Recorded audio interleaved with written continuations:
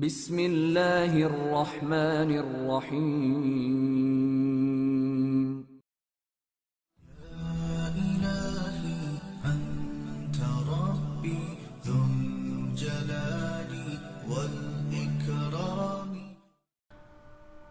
حضرت حسین ابن علی رضی اللہ تعالیٰ عنہ نے کوفہ کی صورتحال کی ابتدائی تحقیق کے لیے اپنے چچازاد بھائی حضرت مسلم بن عقیل رضی اللہ تعالیٰ عنہ کو کوفہ روانہ فرمایا کہ وہاں جا کر حالات کا جائزہ لو اور تحقیق کرو، اگر اہل کوفہ اپنے قول و اقرار میں صادق ہیں تو پھر میں وہاں چلا جاؤں گا۔ حضرت مسلم کوفہ پہنچے تو شیعان کوفہ نے بڑی گرم جوشی سے ان کا استقبال کیا۔ دراصل یہ سازشی لوگ بہر صورت حضرت حسین رضی اللہ تعالیٰ عنہ کو کوفہ بلانا چاہتے تھے۔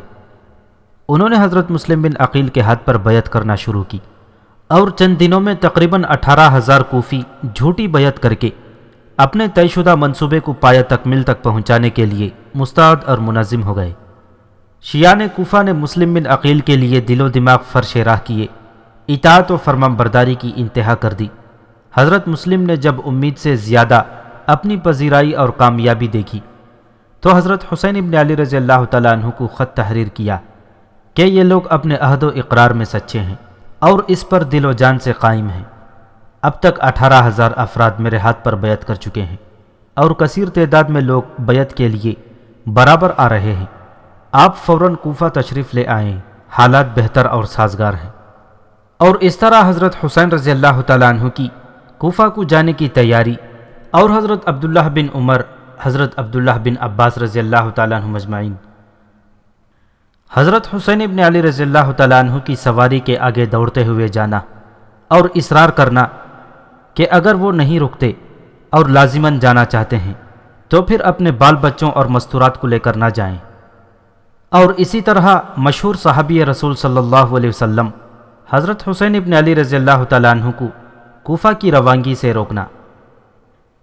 یہ سارا واقعہ پچھلی اقساط میں بیان کیا جا چکا ہے، اور اسی اثناء سفر میں حضرت حسین رضی اللہ تعالیٰ عنہ کو یہ روح فرسا خبر ملی کہ ان کے بھائی اور قاصد حضرت مسلم بن عقیل کو قتل کر دیا گیا ہے۔ اور اس قتل کے پس منظر کا واقعہ اس طرح ہے کہ کوفہ کے نئے گورنر عبید اللہ ابن زیاد نے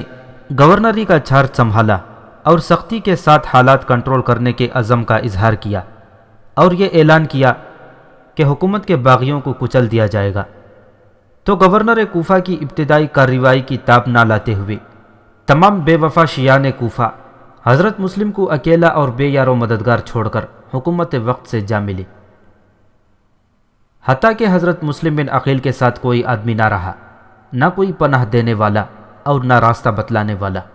اور نہ ہی کوئی ان سے بات کرتا تھا۔ بالآخر شیعان علی کی مخبری کے نتیجے میں حضرت مسلم نے جام شہادت نوش فرمایا۔ حضرت مسلم نے شہادت سے پہلے ایک خط حضرت حسین ابن علی رضی اللہ تعالیٰ عنہ کے نام تحریر کیا اور ابن سعد سے کہا کہ یہ خط میرے برادر بزرگ حضرت حسین تک پہنچا دیا جائے۔ اس خط میں حضرت مسلم نے لکھا تھا،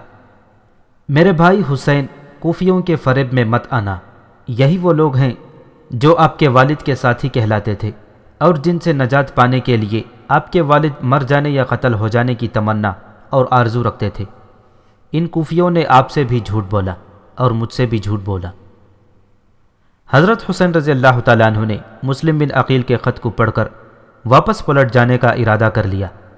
مگر برادران مسلم نے واپس جانے سے انکار کر دیا کہ ہم اس وقت تک واپس نہیں جائیں گے جب تک اپنے بھائی کے خون کا انتقام نہیں لے لیتے۔ اس واقعے کے بعد کیا یہ بات نکھر کر سامنے نہیں آ جاتی کہ حضرت سیدنا حسین رضی اللہ تعالیٰ عنہ کا یہ سفر اسلام کی سربلندی اور سرفرازی اور کفر کی سرکوبی کے لیے نہیں تھا؟ اور اس کی دلیل یہ ہے کہ مسلم بن عقیل کے قتل کی خبر ملتے ہی جب حضرت حسین رضی اللہ تعالیٰ عنہ کو یقین ہو گیا کہ کوفیوں کے خمیر میں وفا نام کی کوئی چیز ہے ہی نہیں اور وہ اپنی پرانی روش کے مطابق دھوکہ فریب اور دغابازی کا مظاہرہ کر چکے ہیں اور آئندہ بھی یہی کچھ کریں گے، تو انہوں نے واپسی کا ارادہ فرما لیا تھا۔ لیکن حضرت مسلم کے بھائی راہ کی دیوار بن گئے، جذبہ انتقام کے تحت ضد کی کہ ہم اپنے بھائی کا انتقام ضرور لیں گے، اس لیے آپ بھی ہمارے ساتھ آئیں، جس طرح ہم مکہ مکرمہ سے آپ کے ساتھ آ رہے ہیں۔ اس کے علاوہ جو 60 کوفی مکے سے آپ کے ساتھ آ رہے تھے، انہوں نے کہا، اللہ کی قسم آپ کی بات ہی اور ہے، آپ مسلم بن عقیل کی طرح تو نہیں۔ آپ جب کوفہ پہنچیں گے تو سب لوگ آپ کی طرف دوڑ پڑیں گے۔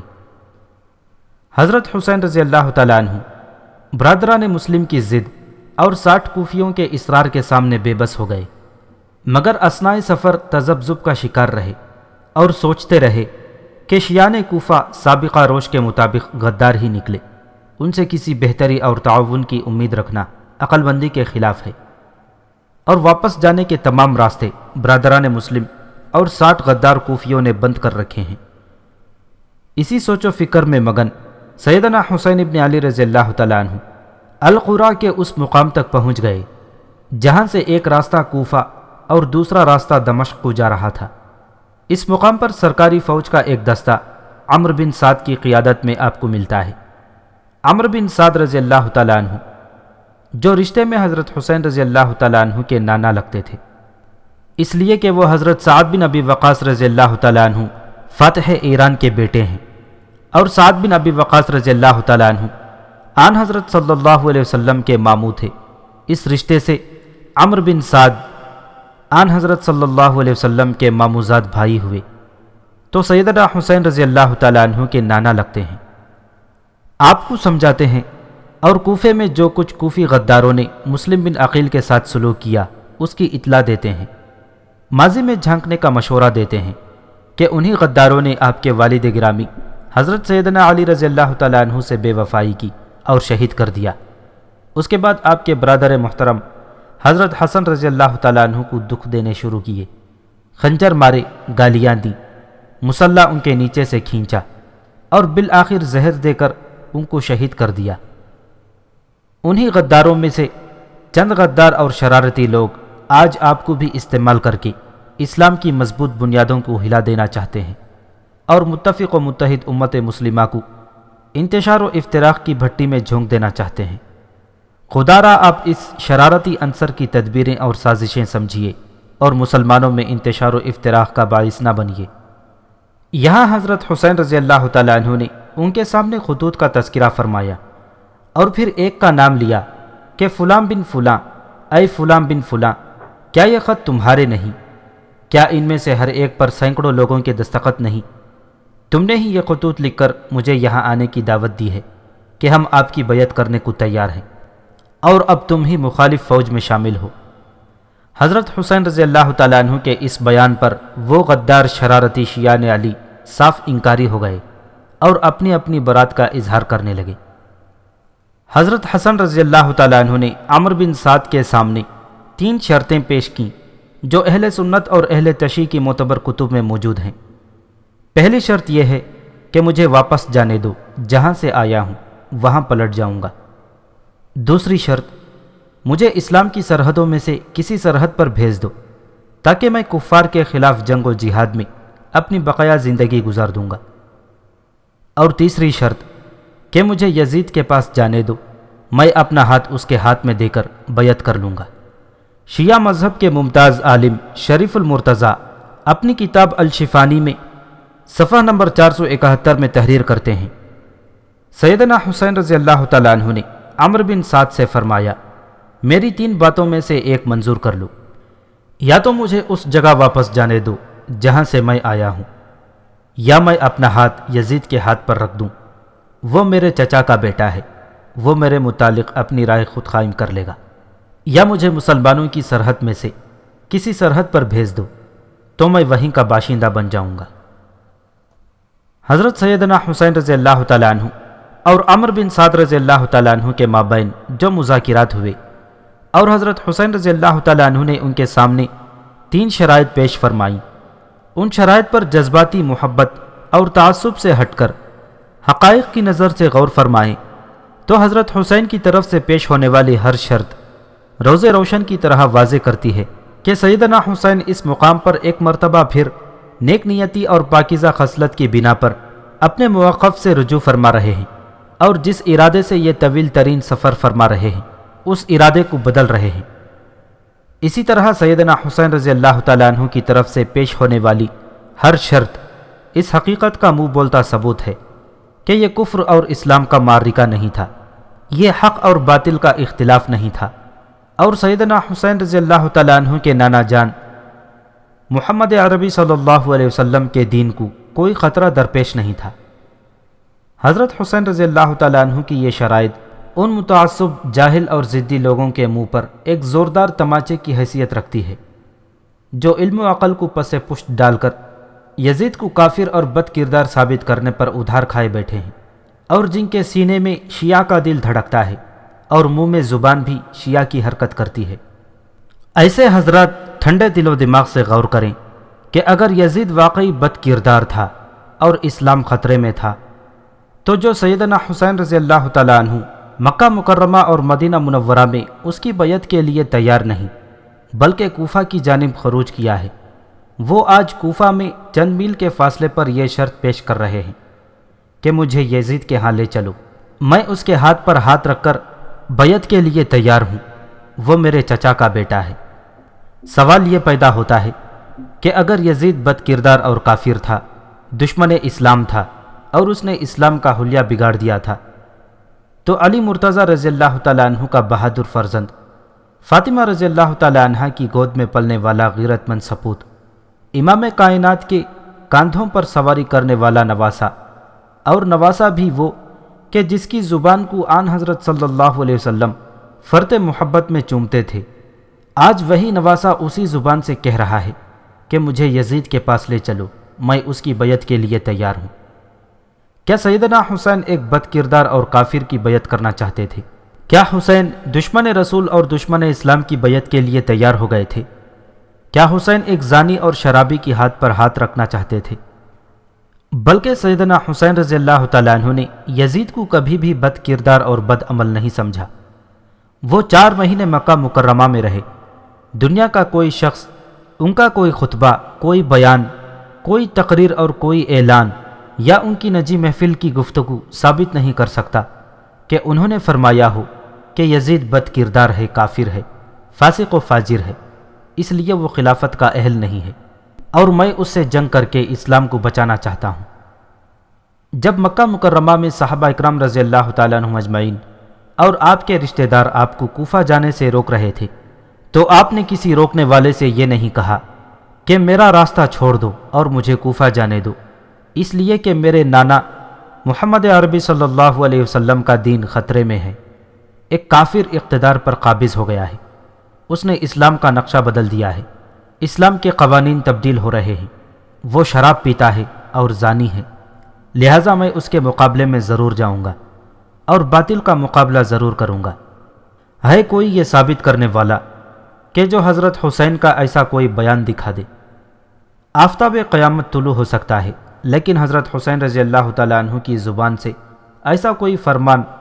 مستند حوالے کے ساتھ پیش نہیں کیا جا سکتا، بلکہ حضرت حسین کی طرف سے پیش ہونے والی دوسری شرط پر غور فرمائیے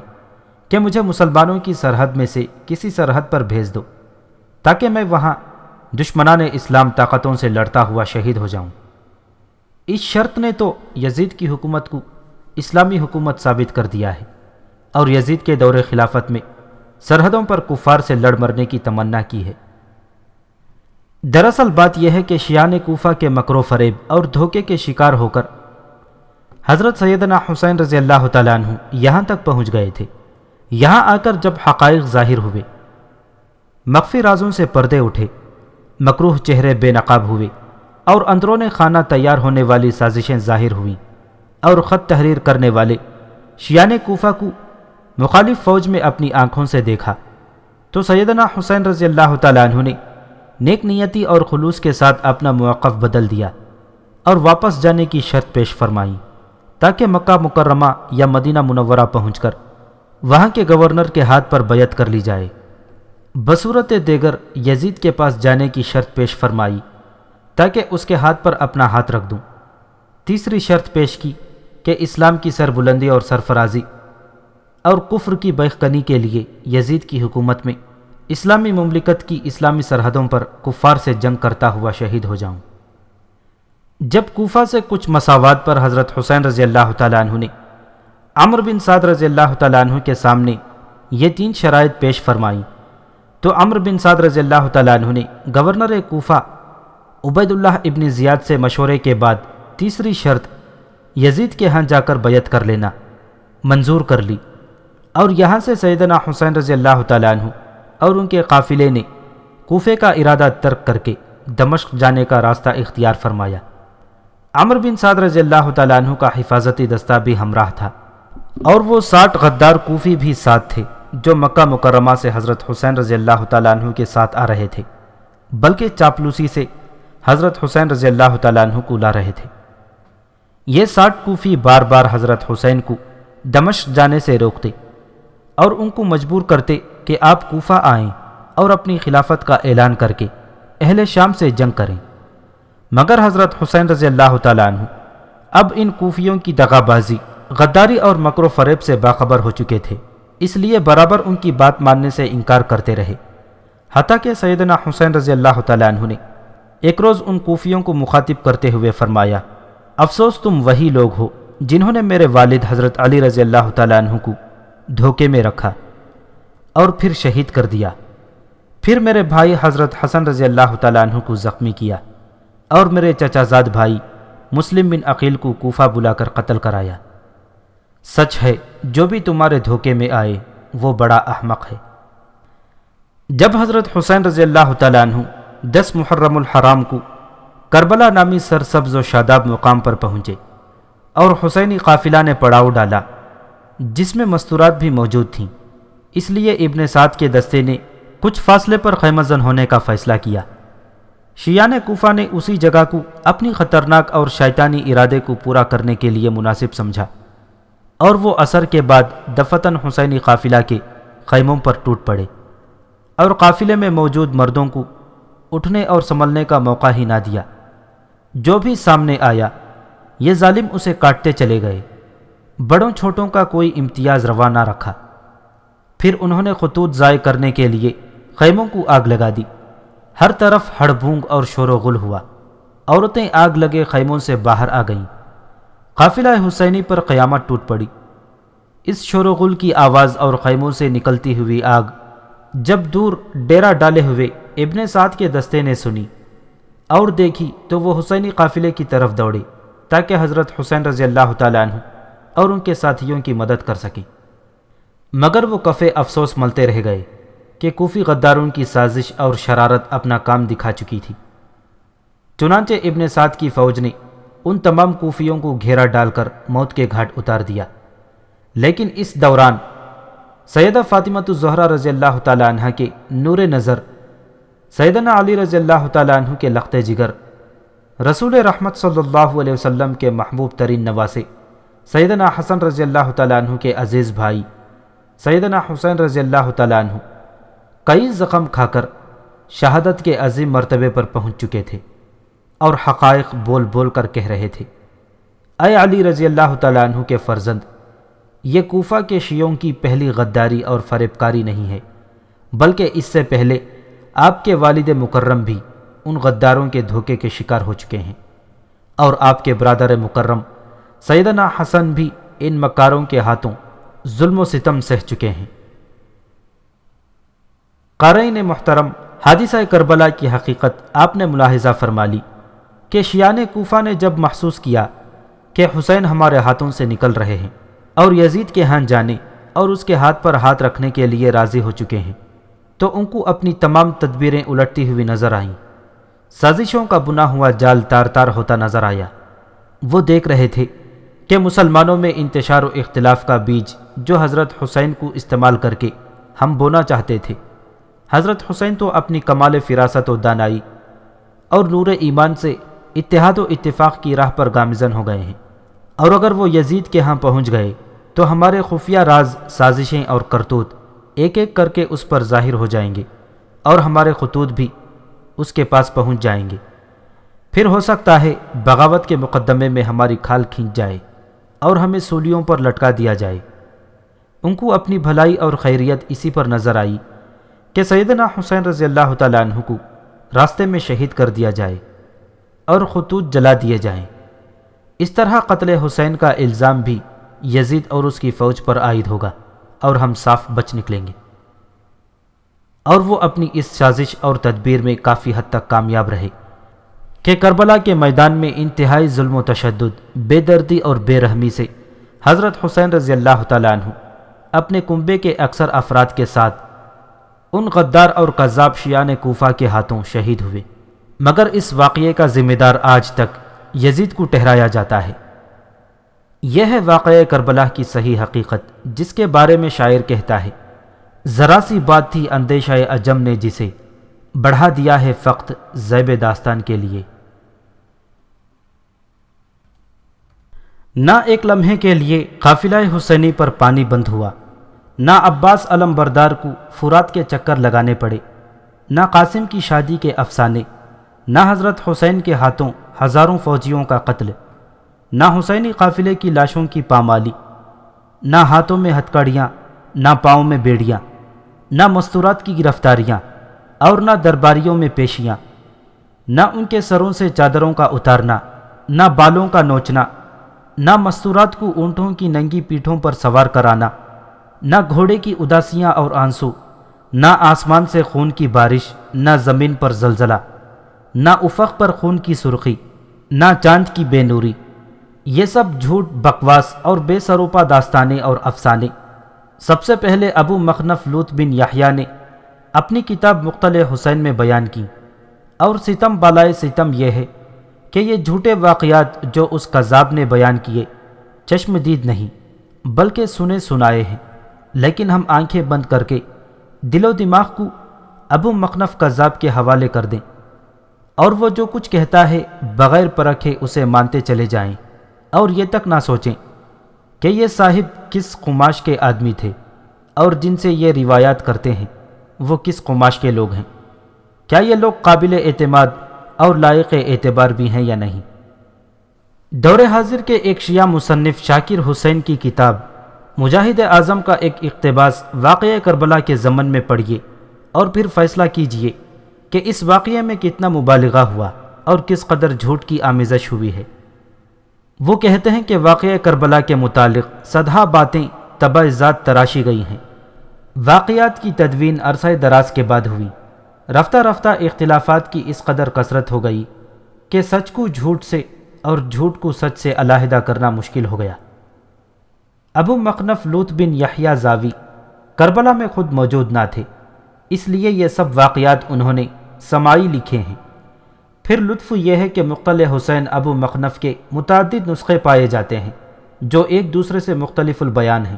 اور ان سے صاف پایا جاتا ہے کہ خود ابو مخنف واقعات کے جامع نہیں بلکہ کسی اور ہی شخص نے ان کے بیان کردہ سماعی واقعات کو قلم بند کر دیا ہے۔ مختصر یہ ہے کہ شہادت امام حسین رضی اللہ تعالیٰ عنہ کے متعلق تمام واقعات ابتدا سے انتہا تک اس قدر اختلافات سے پر ہیں کہ اگر ان کو فردن فردن بیان کیا جائے تو کئی ضخیم دفتر فراہم ہو جائیں۔ اکثر واقعات مثلاً اہل بیت پر 3 شب و روز تک پانی بند رہنا، مخالف فوج کا لاکھوں کی تعداد میں ہونا، شمر کا سینہ متھر پر بیٹھ کر سر قلم کرنا، آپ کی لاش مقدس سے کپڑوں کا اتار لینا، سر اوقات اہل بیت کی غارت گیری، نبی زادیوں کی چادریں تک چھین لینا وغیرہ وغیرہ نہایت مشہور اور زبان زدے خاص و عام ہیں۔ حالانکہ ان میں سے بعض سرے سے غلط، بعض مشکوک، بعض ضعیف، بعض مبالغہ آمیز اور بعض من گھڑت ہیں۔ ہم ضروری جانتے ہیں کہ واقعہ کربلا کے سلسلے میں 2 باتوں کی وضاحت کر دی جائے۔ ایک یہ کہ کیا کربلا میں حضرت سیدنا حسین رضی اللہ تعالیٰ عنہ اور ان کے قافلے پر پانی بند ہوا اور وہ پیاسے شہید ہوئے، اور دوسرے یہ کہ قاتلان حسین کون تھے، شیعان کوفہ یا یزید بن معاویہ۔ ہم تاریخی حوالہ جات سے ثابت کر چکے ہیں کہ حسینی قافلہ 10 محرم الحرام کو میدان کربلا پہنچا، اور اسی دن عصر کے وقت کوفیوں نے یکبارگی حملہ کر کے کئی افراد کو شہید کر دیا اور خطوط ضائع کرنے کے لیے خیموں کو آگ لگا دی۔ مگر آج دنیا کا ہر مورخ اور ہر شیعہ بضد ہے کہ حسینی قافلہ 1 محرم الحرام کو کربلا پہنچا تھا اور 10 محرم کو یہ لوگ شہید ہوئے۔ ان 10 دنوں کے واقعات شیعہ کے جاہل اور کرایہ دار ذاکر مزے لے لے کر بیان کرتے ہیں اور بے وقوف لوگوں کو رلاتے رہتے ہیں۔ ہاں، بعض سنی کہلانے والے پیشہ ور واعظ اور جاہل مقرر بھی شیعہ کی لے اور سر میں گاتے ہیں اور بے سروپا شیعہ کی روایتوں کو اہل سنت کے سٹیجوں اور مساجد کی ممبروں پر بیان کرتے ہیں۔ کربلا سے متعلق جھوٹے واقعات میں سے ایک واقعے کا تذکرہ بڑھ چڑھ کر بیان کیا جاتا ہے کہ یزید کی فوج نے حسینی قافلے پر پورے 10 دن تک پانی بند رکھا۔ کبھی بیان کیا جاتا ہے کہ عباس علم بردار بچوں کی پیاس دیکھ کر صبر نہ کر سکے اور پانی لینے کے لیے نہر فرات کی طرف گئے۔ مشکیزہ بھر لیا، مگر یزیدی فوج نے تیر چلا کر مشکیزہ چھلنی کر دیا اور وہ پانی لانے میں کامیاب نہ ہو سکے۔ کیا ہم عباس علم بردار سے مدد مانگنے والوں سے پوچھ سکتے ہیں کہ جو عباس اپنے معصوم بچوں کو پانی پلانے سے عاجز تھا، وہ شیعوں کی مدد کو کس طرح پہنچ جاتا ہے؟ کبھی بیان کیا جاتا ہے کہ حضرت حسین رضی اللہ تعالیٰ عنہ اپنے معصوم علی اصغر کو باہوں میں اٹھائے یزیدی فوج کے سامنے آئے اور ایک گھونٹ پانی کے لیے منت سماجت کی۔ حالانکہ ہم اہل سنت تصور بھی نہیں کر سکتے کہ جس یزیدی فوج کو حضرت حسین رضی اللہ تعالیٰ عنہ برا جانتے تھے، پھر پانی کے ایک گھونٹ کے لیے ان کی منتیں کیوں کر رہے ہیں۔ واقعہ کربلا کی عینی گواہ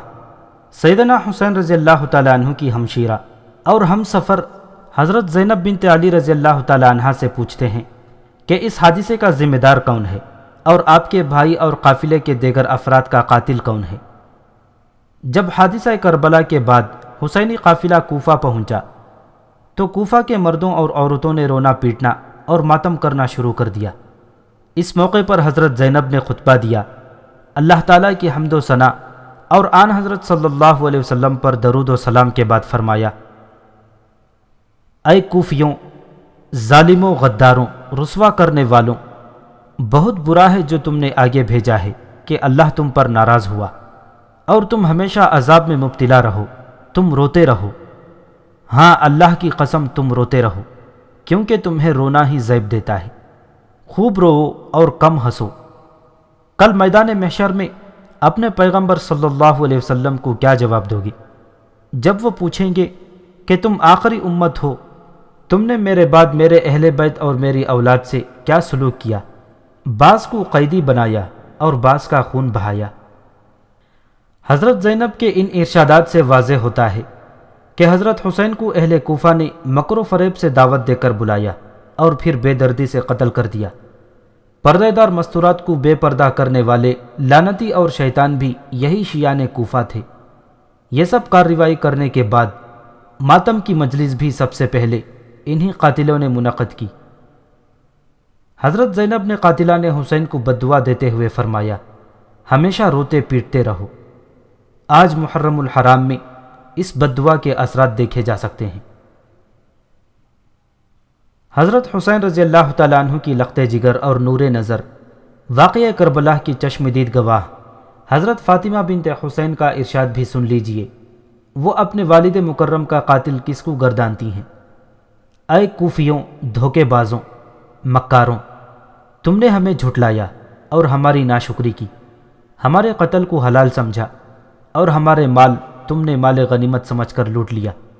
گویا کہ ہم ترکوں یا کابل کی نسل سے تھے۔ جس طرح تم نے کل ہمارے دادا سیدنا علی کو قتل کیا تھا، تمہاری تلواروں سے ہمارا خون ٹپک رہا ہے۔ اور اس واقعے کے پس منظر حضرت ام کلثوم بنت علی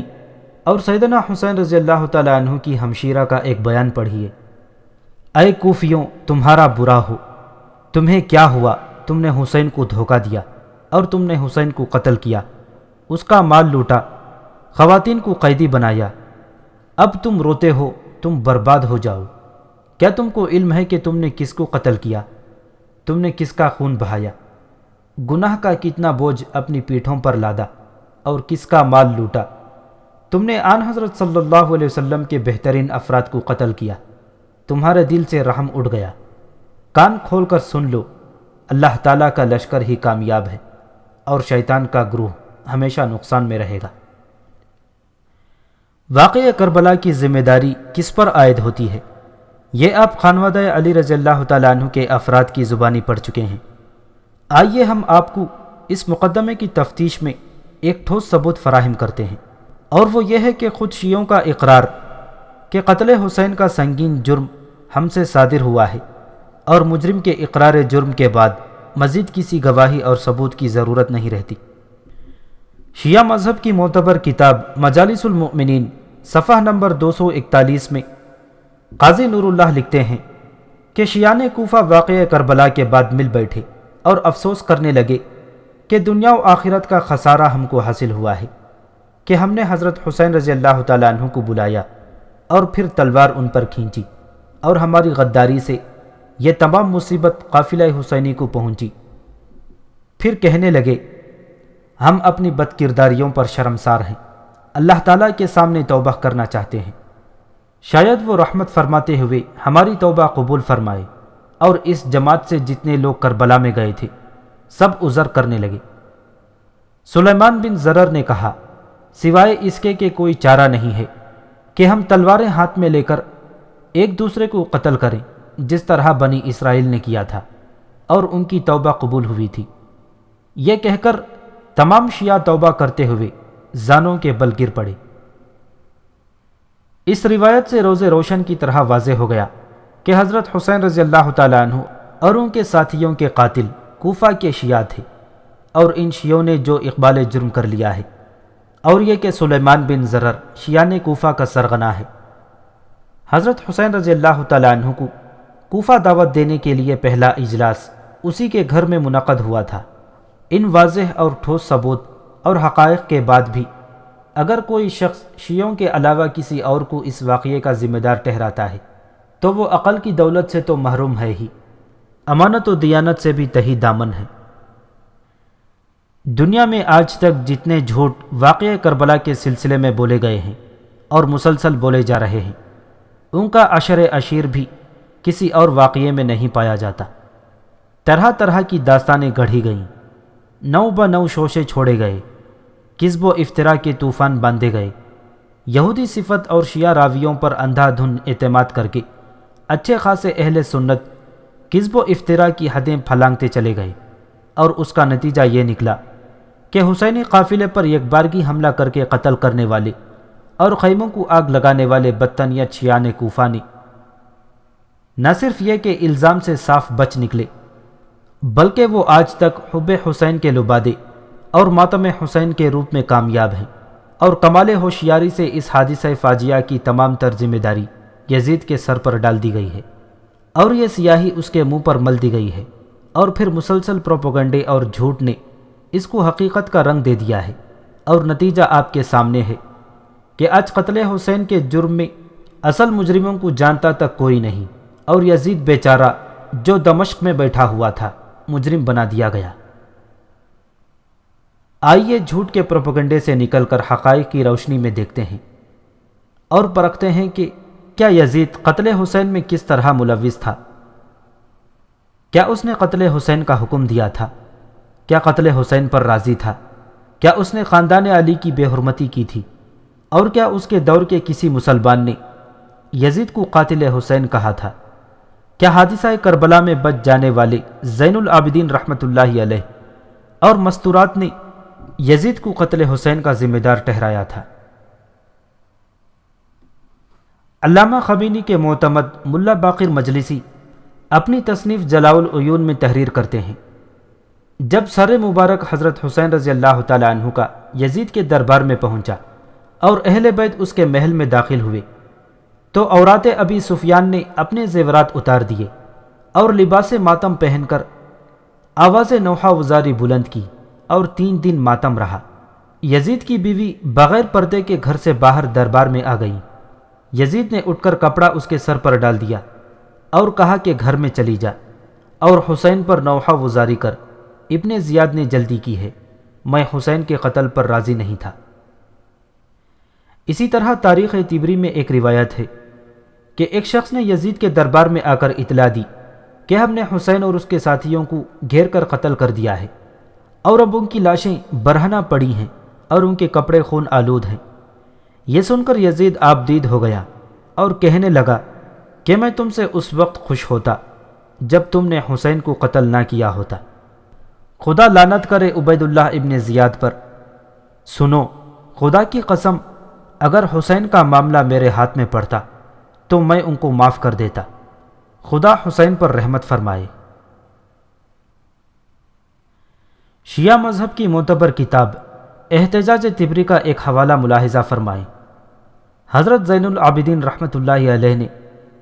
ایک روز یزید بن معاویہ سے پوچھا کہ میں نے سنا ہے کہ آپ نے میرے والد گرامی سیدنا حسین کے قتل کا ارادہ کیا تھا اور آپ نے ان کے قتل کا حکم دیا تھا۔ تو یزید نے جواب دیا، اللہ ابن مرجانہ پر لعنت کرے، اللہ کی قسم میں نے اسے آپ کے والد کے قتل کرنے کا حکم نہیں دیا تھا، اور اگر میں کربلا میں موجود ہوتا تو ان کو قتل نہ کرتا۔ شیعہ مذہب کی ایک اور معتبر کتاب خلاصۃ المصائب میں ہے کہ جب شمر نے حضرت حسین کا سر مبارک یزید کے دربار میں پیش کیا اور کہا کہ میری جھولی سونے اور چاندی سے بھر دے کہ میں نے ایسے شخص کو قتل کیا ہے جو ماں باپ دونوں کی طرف سے مخلوق میں بہترین تھا،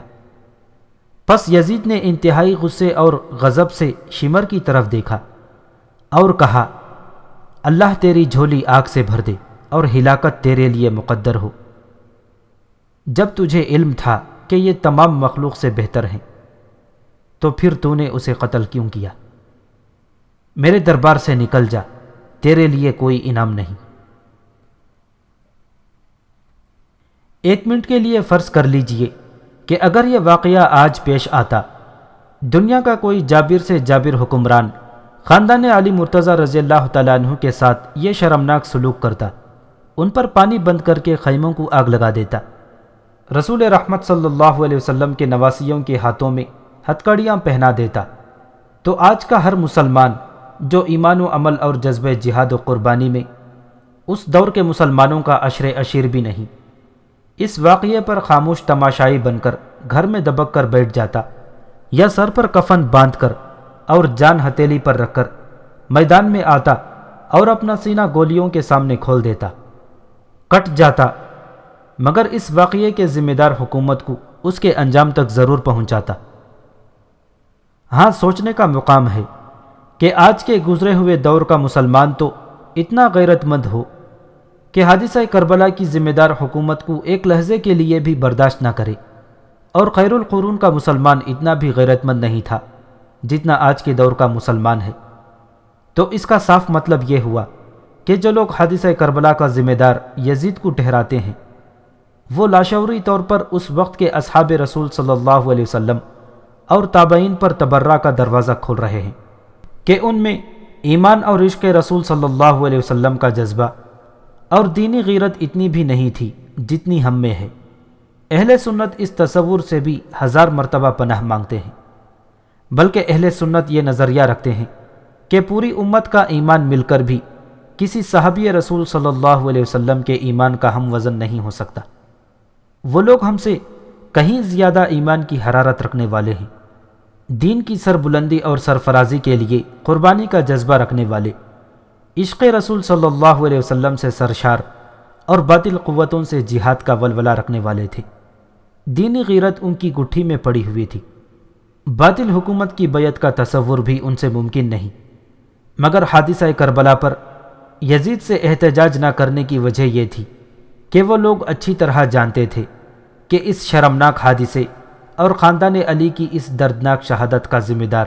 یزید بن معاویہ ہرگز نہیں ہے، بلکہ کوفہ کے وہ بدماش اور بدقماش ہیں جو اپنے آپ کو شیعان علی کہلاتے تھے، اور ہزاروں خط لکھ کر سیدنا حسین کو دھوکے اور فریب میں کوفہ بلایا، اور پھر انتہائی جفاکاری اور کمینگی کا مظاہرہ کرتے ہوئے ان کو اور ان کے ساتھیوں کو شہید کر دیا، اور اپنے خطوط ضائع کرنے کے لیے خیموں کو آگ لگا دی اور مستورات کی بے حرمتی کی۔ واقعہ کربلا کا تجزیہ اگر اس طرح کیا جائے تو بھی مناسب اور بجا ہوگا کہ خیبر کے معرکے میں حضرت سیدنا علی رضی اللہ تعالیٰ عنہ نے یہود کو ناخن چنے چبوائے تھے اور مونگ ان کے سینے پر ڈال کر فاتح خیبر کا اعزاز پایا تھا۔ یہود اس جنگ کے بعد انتہائی ذلیل و رسوا ہوئے۔ پھر چند سال بعد ہی یہود کے ایک عنصر عبداللہ بن سبا نے اسلام کا لبادہ اوڑھ کر اپنے آپ کو شیعان علی کہلانا شروع کیا اور کوفہ میں شیعان علی کو شہید کر کے حضرت حسن کو نیزہ مار کر اور زہر دے کر اور 61 ہجری میں کربلا کے میدان میں خاندان علی کو بے دردی سے ذبح کر کے دراصل خیبر کا بدلہ اور انتقام چکانے کی کوشش کی ہے۔ حادثہ کربلا کی تمام تر ذمہ داریاں ان یہودیوں پر عائد ہوتی ہیں جو اپنے آپ کو شیعہ کہلاتے تھے، اور پھر وہی سازشی یہودی آج تک مسلمانوں کو بے وقوف بنائے ہوئے ہیں، اور مسلمان سادگی سے بے وقوف بن کر اصل قاتلوں کو تو محبان حسین اور عاشقان اہل بیت سمجھ رہے ہیں، اور قتل کا تمام تر الزام اور ذمہ داری ڈال دی ہے یزید کے سر پر، جس نے نہ قتل حسین کا حکم دیا تھا اور نہ ہی اس پر راضی تھا، بلکہ اس واقعے پر تمام عمر غمگین رہا۔ کاش مسلمان یہودیوں کی اس بغلی چال کو سمجھ جائیں۔